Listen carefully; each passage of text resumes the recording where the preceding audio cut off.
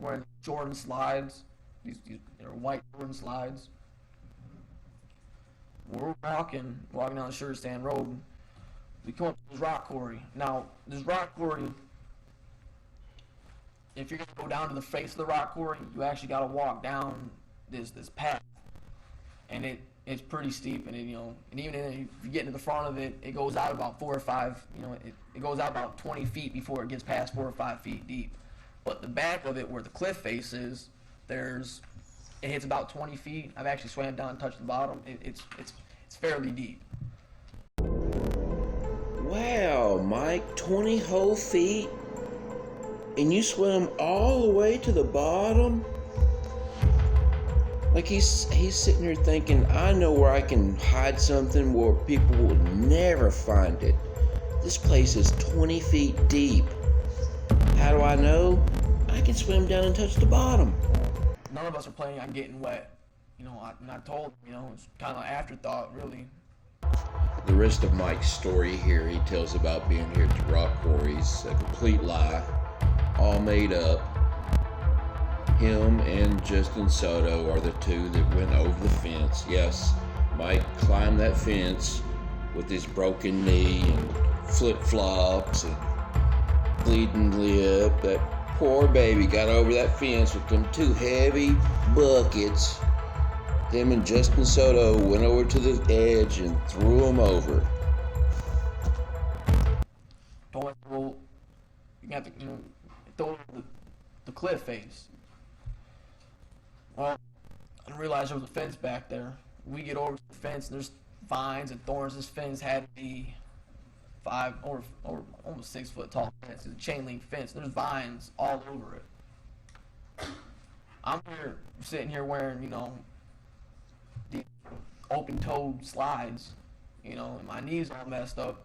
I told him, I can't climb over with you. I told him, if you climb over though, when you go back probably about 30 feet, you'll hit the rock face. And that's where. Mike's describing this fence like it's impenetrable. I mean, to him, a 6-foot fence would be monstrous, like the average height of a man. It is. James climbed over, Soto, and I think it was Soto that climbed over first, and James started handing stuff over to him. Then James climbed over. They went out there, and I had the cinder blocks. I was sitting at the fence waiting with the cinder blocks on the other side of the fence because I couldn't climb it. And they go over there, and just Soto comes back, and we hear, when Soto gets back to the fence, I go to hand him the cinder blocks, and we hear a splash. We hear a splash coming over, and we thought James fell in, So the whole point of them going up there and climbing this monstrous fence and walking 30 feet to get to this cliff edge is to throw these buckets in the water. But when Mike hears a splash, he thinks the retard fell in.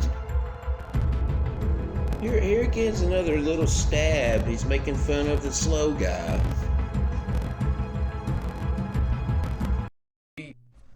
I hand Soto the rest of this. I hand Soto the cinder blocks and the dogfish thing, and he goes back. He's gone maybe 5 minutes, and I hear another big splash.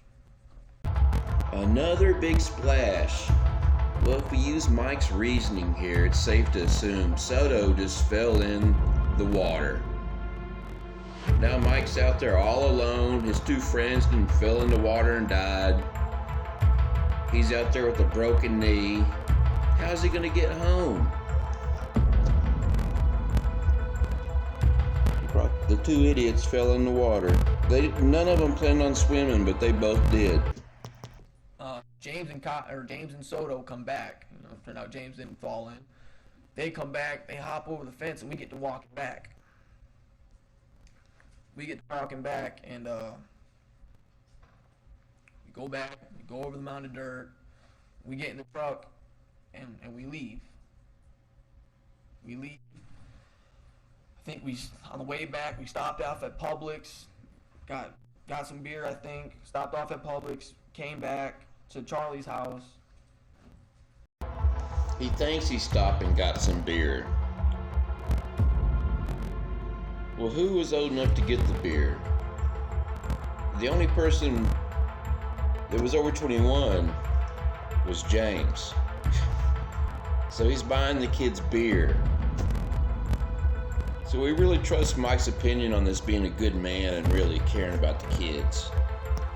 Got back to Charlie's house. We weren't there for, but maybe me and James weren't there for. I remember because I started drinking. Drinking? Mike, is something wrong? Like, is there a reason you're drinking? I know you're not just drinking for no reason. You have to justify it somehow. Tell us what's wrong, Mike. I don't know. I needed to drink bad after that. I started drinking. James says he's got to go pick up Kyle. I asked him, can I just come with you? Like, well, I really don't want to be in this house. Any reason to get out of this house, I'm taking it. Here Mike is again. I gotta get out of this house. I gotta get away from these people. And in reality, Mike doesn't want to be at the house because he thinks the cops are probably going to show up. That's why Charlie and Amber abandoned the house. They haven't been bad since either. They've been staying over at their friends and at her mom's. We get to go get Kyle, and we pulled up to Kyle's work. Right before we pulled up to Kyle's work, James gets a phone call from Tracy Wright, and I'm sitting here, and Tracy Wright is yelling so loud through his phone. I can hear what she's yelling about. She's freaking out. Cops are in the neighborhood. Hearsay. Sustained. I'm going to overrule that objection based on perhaps an excited utterance. You can say what Tracy Wright said.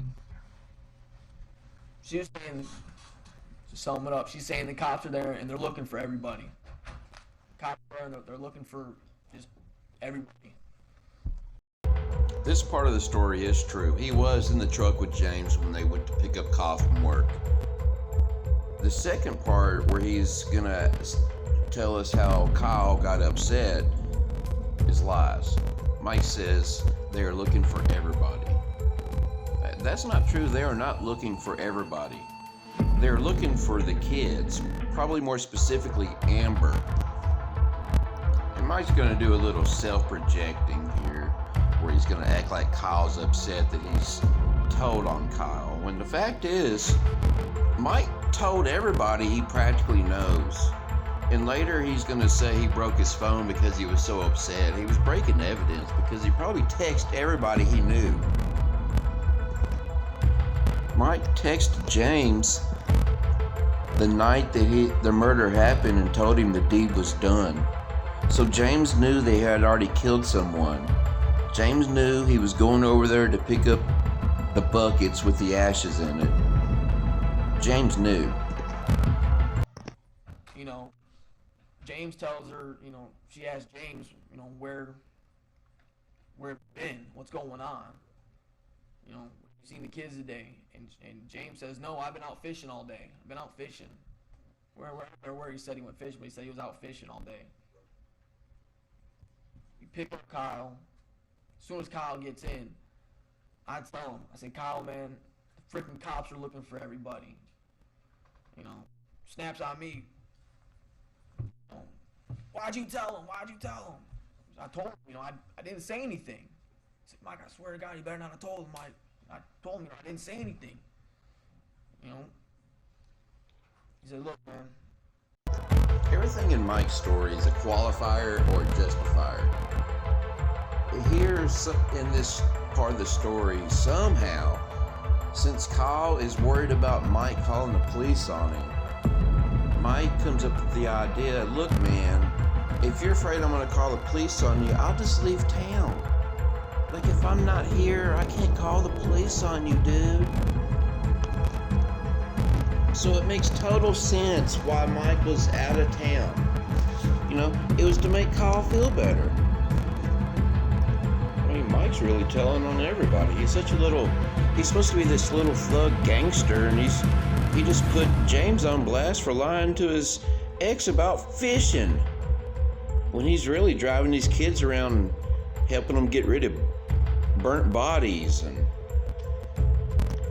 buying beer and cigarettes for them. And why is James hanging out over there at the house with all these loser kids? It's like a common thing. But he just needs to just chill and not say anything. He's telling me don't say anything.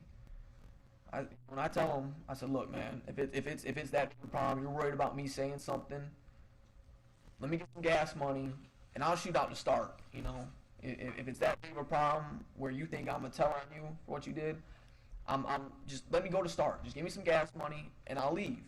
You know, and I'll let you guys handle, you know, the hell went on. He ended up giving me like, I don't know, he gave me like between like $75 and $100 for gas. We ended up dropping him off at the Quick King.